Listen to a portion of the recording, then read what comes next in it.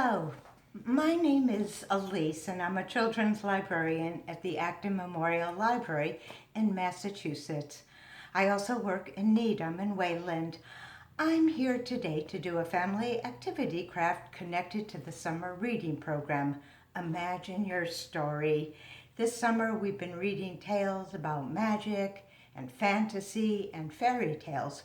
But today our craft is actually about something real, the rainbow, though it's often connected with the unicorn, which is definitely a fantasy or mythical beast. Let me show you the 3 different rainbows I've made so you can pick and choose. The first rainbow I did is a paper mosaic rainbow collage. I cut out small pieces of all the different colors, the 7 colors of the rainbow, and I glued them on. The second rainbow I made was, I painted the backgrounds, the colors of the 7 arcs of the rainbow, and then using glue I added, felt and fabric and ribbons and buttons and cut up straws and other things like that in the different shades of the rainbow. And the third rainbow I did was made out of painted cardboard, which I then cut out, and I made a mobile that you can make very easily. So let me begin by showing you the first one. For all of these rainbows, I use cardboard and I use cereal boxes. It might have been easier, especially on the collage with different materials, if my rainbow was bigger. So a bigger piece could be useful, but it's not necessary. And so this is the cardboard I used.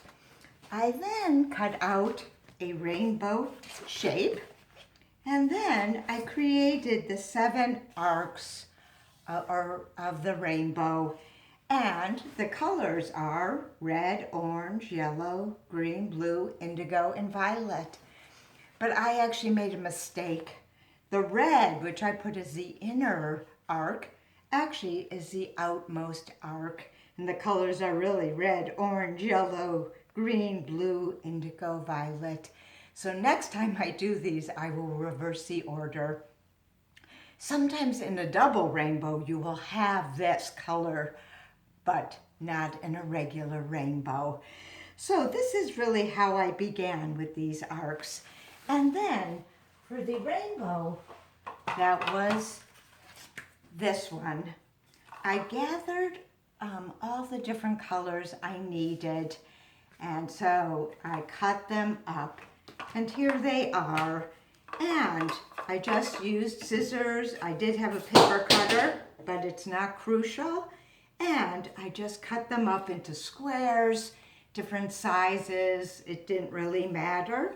One thing I did though was to make sure I had different shades of blue, yellow, green, violet, orange. The red and the indigo weren't different. They were just one color. But it's always nice in a mosaic to have other shades of colors.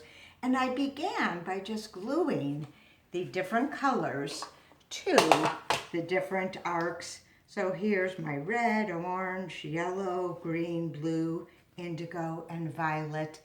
This was easy, though I would say it might be good for a 5-year-old and up, though it could also be done by someone younger. So, and they could make it any way they want. And they would be learning about color and the rainbow itself.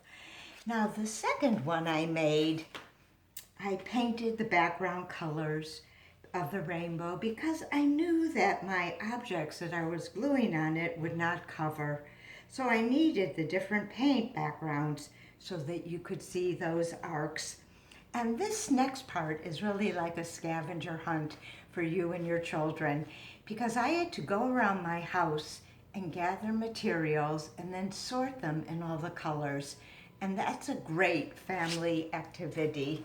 And what I did is I created a plate for each color. And I put these plates on the floor. This was indigo.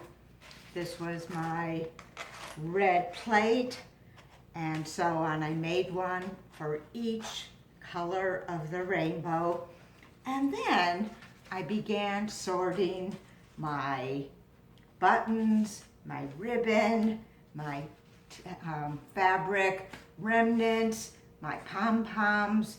I even used cut up straws like this. I had tried to find small feathers, different colored pom-poms. I also used pieces of yarn. I had corrugated cardboard. I had fabric and ribbon and buttons, which are really a fun thing to add. And it took about an hour to come up with a plate for each color of the rainbow. Putting it away will actually take longer than gathering it all. You could use whatever you wanted. I had a lot of fabric and felt and ribbons and pom-poms and yarn, so I went that route. And it's really a good activity that your child can do. And so once you do that, you then work with each plate and you plan out what you're going to glue. So I had ribbon, buttons, yarn, another button, felt, ribbon. This is an orange straw, a pom-pom, another button, and ribbon. And each arc is slightly different. Sometimes I didn't have a pom-pom or I didn't have a feather, but I had different things. Here I used the cardboard, and you could use whatever you want. You could have put a piece of Lego on these. In fact, you could do a Lego rainbow, which would be very cool. Using your small pieces of Lego, you could glue these in the shape of a rainbow. And I use for my paint, I just use regular tempera poster paint. It's washable. I painted it, each arc. I used real glue to glue these objects because a glue stick would not be strong enough. But glue would work. Just make sure you give it time to dry so that when you finally lift it, the objects do not fall off. And Lego pieces would work out fine if you want to sacrifice some. But the sorting is actually a great visual literacy skill for your child. So, and it's fun too. It's a little scavenger hunt that you can do, and you'll keep coming up with things that you could add. And so this was my collage rainbow. Now the third one I did was the mobile. And what I did is I had my cardboard rainbow, which was actually bigger, and I marked the different arcs, and this time we were going to paint on both sides. And this is where I would recommend, if you could get white cardboard, like shirt cardboard, or maybe an envelope, it might be better because your paint will show up better on a white surface. But this is what came out. So I painted both sides. Here's the violet, indigo, blue, green, yellow, and orange and red. And make sure one side is dry before you flip it over to do the other. You could also do this with markers very easily. You could even use a paper plate for your rainbow. You don't actually need to do this. So that's another option. And then you punch holes, and you could use a knife or an awl. I have a little punch that makes a small hole.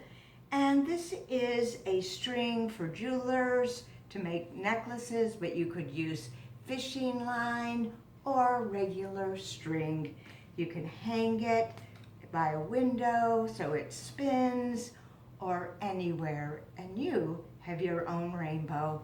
Now, and remember, it doesn't have to be with paint. You can use markers or crayons.